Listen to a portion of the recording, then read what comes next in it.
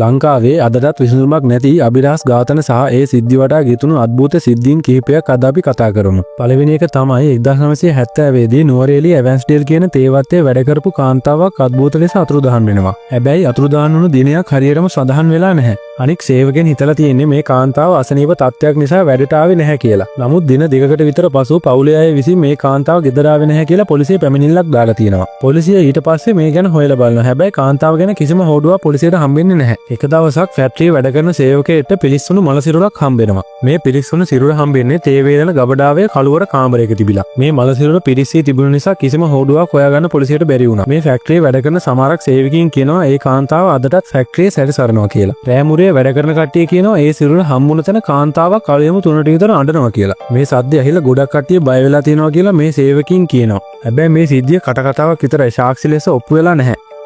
හරි, අපි යමු ඊළඟ සිද්ධියට.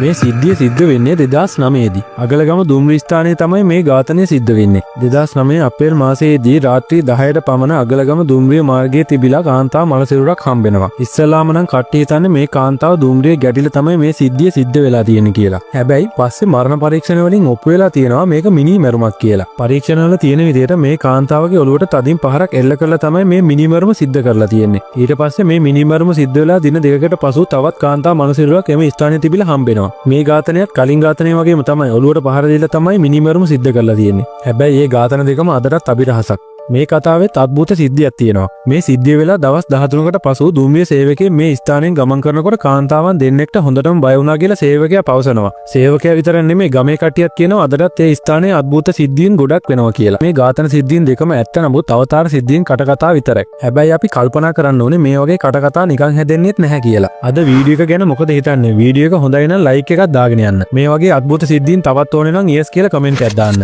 මේ වගේ වීඩියෝ එකකින් තවත් දවසක හමු වෙමු. ඔබට සුබ දවසක්.